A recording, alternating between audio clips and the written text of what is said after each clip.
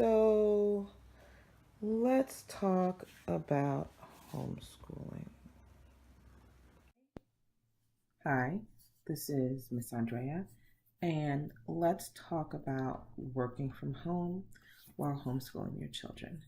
So I'm going to go ahead and give full disclosure here and admit that my husband pretty much supported us through homeschooling financially most of the time. But life happens, and I've never been one to not work at all. I've never been comfortable to go to someone and say, "Hey, I want to buy myself a new outfit today, so can I have some money?" That's just not me. So I've always had, what people now lovingly refer to as side hustles. Um, but I've also, there were periods of time during our homeschool journey, and my screen is blinking so much. There are periods of time through our homeschooling journey where I made a sizable income, especially during the times, when the economy was trash and hubby was underemployed and traveling to two to three states away to work and was only home on the weekends. The work I was doing made up a few $1,000s a month gap um, at some points in time that we needed.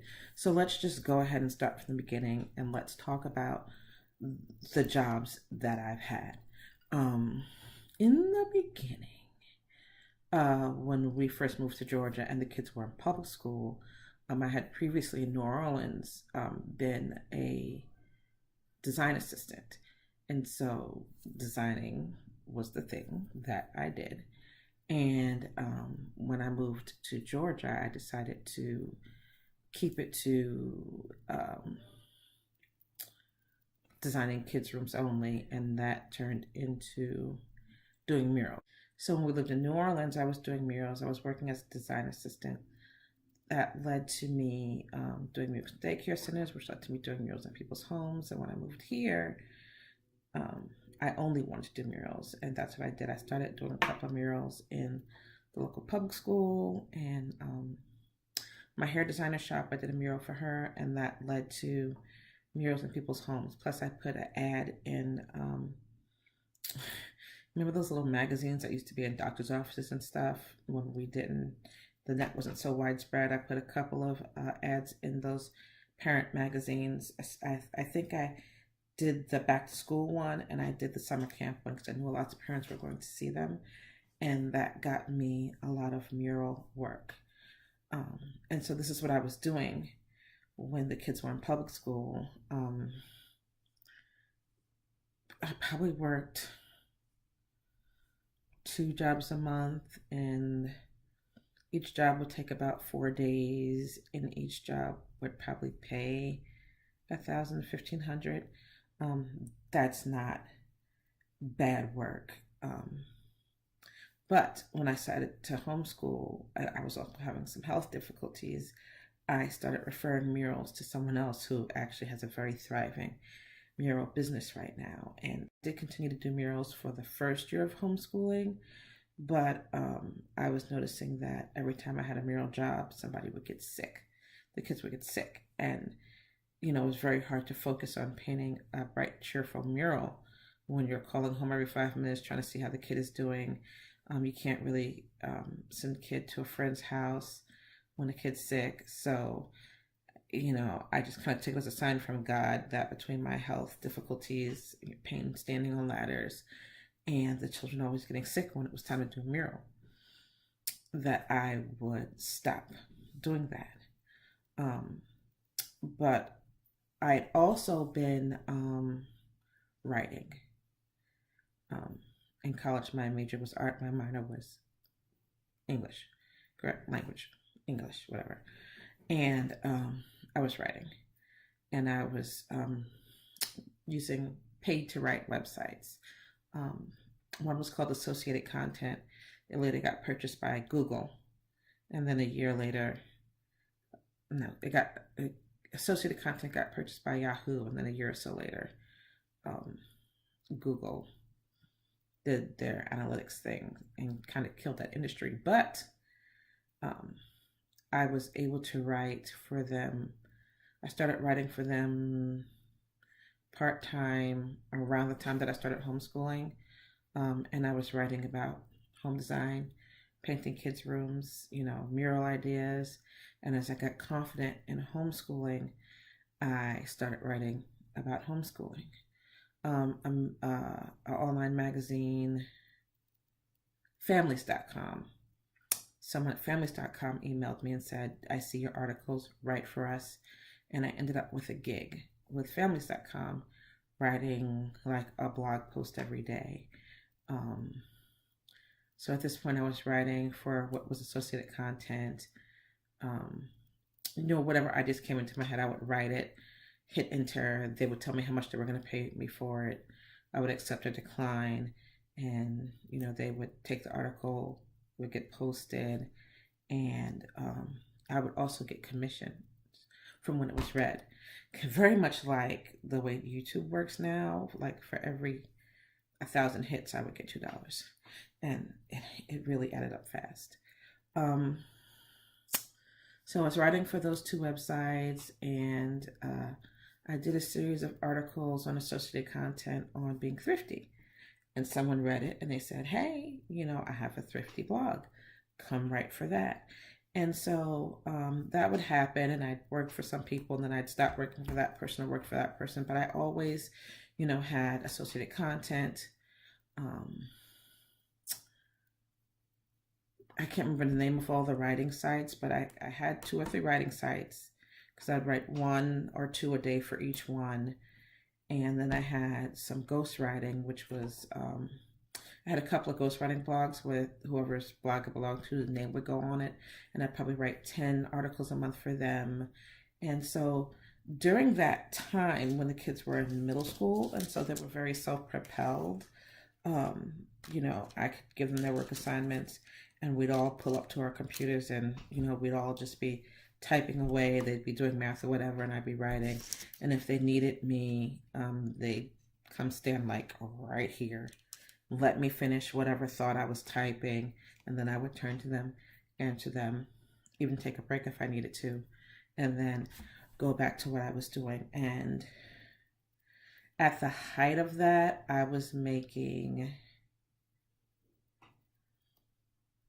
maybe $2,500 a month. Most months that would be higher in October, way higher in September and October, because my Halloween articles were a hit. I don't know why. And it's interesting because one of my side hustles now is costuming. So I guess that's why I can deconstruct costumes and tell you how to make them and all that. And then, so I'd make $2,500 a month doing that. And that was invaluable during the time when my husband's job had him traveling so far and paying for hotels. So that really filled in the gap on that. And like I said, the whole Google Analytics thing some years ago, like really trashed that industry. The AOL, I think it was AOL Seed, got bought. Yahoo bought associated content, and then that got shut down. All the writing sites got real strict. You couldn't write anything without having like 100 links to prove the information, even if the information was coming out of your head. It got exhausting. I got burnt out, and I wish I hadn't stopped, because there's still tons of ghost blogging opportunities that were available and things like that. But I got it in my mind that I was going to write a homeschool book, and it's been 5 years and I haven't done it. So yeah, that's basically how I made money while homeschooling. I also worked elections. I am an area manager for my county's elections. I'm in an election year right now, and that's gonna pull like $5,000 or $6,000, and that's just an intermittent side hustle. It's a volunteer paid position, because the amount they pay you do a lot more work than that. But it's for elections, whatever. So those are the ways I've made money um, while homeschooling. What I would do differently is to be more patient and to diversify better, because I could have kept writing, but that whole thing where Google Analytics just shut down so many sites was exhausting, and I felt burnt out, and I took a break and never really got back to it. Now, during those years, I was also YouTubing, and if I'd had any foresight at the time, I would have known that, all the article traffic went to the videos eventually. So if you see some of my old videos, I'll say something flippant like, yeah, I don't make that many videos because I'm not getting paid over here. That's because I was getting paid, writing the articles. But, if I knew then what I know now, I would have kept making articles at the rate videos at the rate I was making them a couple a week. And I'd probably be a major homeschool influencer. But, I didn't have the foresight. I needed a break.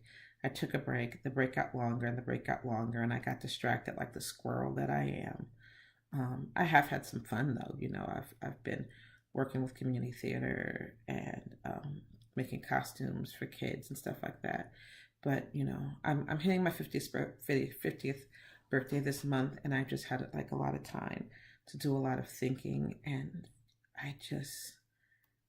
education is everything to me. I mean, the costuming is great, and for me, it's just kind of a side part of education to keep the kids, doing creative things.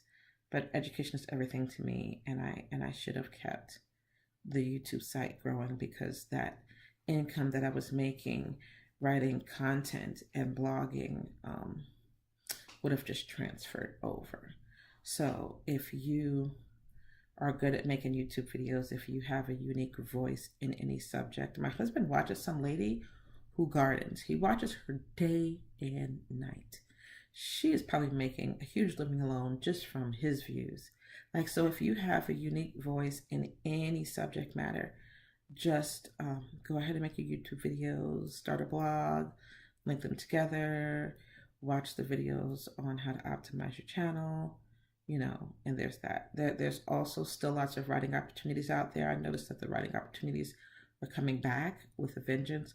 My daughter, who graduated college a year ago and is an actress, her survival job, because young actresses need survival jobs, is writing articles for a real estate agency. So there's just so much work out there. A friend of mine was a single parent. Not only was she a single parent, but she was a single parent who had been sick. So she was a tired single parent. And she worked full-time as a software tester in the office. She had an office job, but started homeschooling. Friends who were homeschooling kind of chipped in, helped watch the kids, when that was necessary. But the kids were older. And by the time that she only had one child left at home, when the older child graduated, the other child was borderline too young to be at home, found activities for that child to do during the day, and was able to arrange to only be in the office 2 days a week, and got all her work done from home. So you can take a full-time job, especially if it's an IT job, and you can make some kind of arrangement to spend less hours in the office and more hours at home, especially when your child is middle school age or older. They're pretty self-sufficient. They just need your presence. Okay. Let's see. So teaching, there's tons of online teaching jobs now. Come on, we're homeschoolers. If any one subject that you're really, really good at, I think VIP Kids is one of them. You can sign up and do video teaching with kids locally. You can teach English to foreign children. And those jobs pay really well.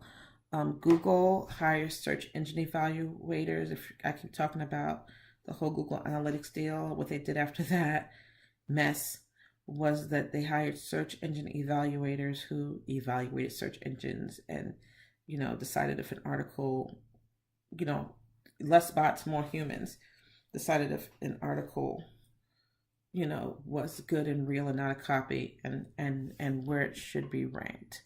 I have a friend who did HR from home for many years. Um, so many companies are now starting to hire Americans and women, well, Americans and people working at home where they used to hire overseas. 1-800-Flowers, Enterprise Rent a Car, Home Shopping Network, Live Arts, Kelly Services. All those jobs are from home. So basically there you have it. Now, so you can have a job, or you can run a business from home. Like, you can do an MLM if you have to. Just, you have to really do the MLM. You have to go whole hog and maybe start it while you're doing something else and wean your way into it. Those aren't for getting rich. Those are for making, a decent living. Even if you have to have a real full-time 40-hour-a-week job, there are still ways to do that while homeschooling. I know several people who had to work full jobs while homeschooling. And what they did was they changed the child's schedule, or they'd take the midnight shift. Kids have spent the day with a grandparent, or they've extended, I don't know, childcare to 7, 8, or 9 years old, so that the kid could be taken care of, watched during the day while doing, homework the parent had assigned. And then when the parent gets home from when the parent gets home from work, they go over the assigned work, they teach them new lessons, and they assign more homework. So basically, just flip the schedule and do it that way. I know people who have worked as nurses, and so had, worked a 3-day weekend, and then were still able to homeschool during the week. I know homeschoolers who say it's a 2-family home, like mine was, but they just needed some extra money, which is often the case. I mean, sometimes it's not a matter of how many people you have in the house, it's one person making enough money or not. And so what the parent would do is join a homeschool co-op or instructional program that paid the teachers, and go ahead and work for them. And then they would also get a discount, for their kids' classes. And that's a good way to kill 2 birds with 1 stone. Oh, something else that I did in the early years when I was doing murals was I was selling on eBay full time. And I'm looking into doing that again, because as I spend more time, focusing on talking about education, I still want to keep my personal bank account full. And I'm probably going to stop doing as much costuming, in person, and just, sell the things I make or find, on eBay. So I'll start eBaying again. So there you have it. I've been able to make a decent living, definitely a decent living, either writing and selling on eBay, or the early days it was mural work, painting murals on children's walls, and those things sustained me nicely. I have friends who have had full-time jobs, part-time, they could work from home. I've had friends who tailored the kids' instructional time to when they would be home, and just, found ways to make sure their children were cared for. And the reason that I even went into this whole video is because I just keep seeing the question, or the statement that homeschooling isn't fair, because there are parents, there are families who can't afford to not have 2 incomes. And so, because some families have no choice but to work, have each person working or have one person at home working. So then it wasn't fair because there were kids who didn't have that opportunity. And so therefore homeschooling wasn't fair. And I'm like, be creative, make money. That there are homeschool families who create homeschool businesses, selling homeschool curriculum. Like they've doubled down and they've made enough income to be able to afford, um, you know, to be homeschooling. So, like, literally, if you really want to homeschool, if you really need to homeschool, there are many opportunities to work from home. Oh, and I found a YouTuber recently, and I'm going to go ahead and link to her, Thick Chick Thrifts or something like that, because one of her uh, playlists, one of her video streams or video channels is solely about side hustles and making money from home. And I've been forwarding everything that she posts to my kids because my kids are kind of doing the side hustle thing. They're not millennials, they're a little bit younger than millennials, 21 and 23 right now. But he's finishing his master's and she's a young actress. So in order to go to all the auditions, she kind of needs to keep her schedule open. And so I'm going to include a link to her videos and blogs because if you really want ideas, like she's really on top of it and she's really current with it. I'm just telling you, how I did it and how people I know did it. So I hope that was helpful. I thought this was going to be a short video. It's not. We'll see how it edits down. So until next time.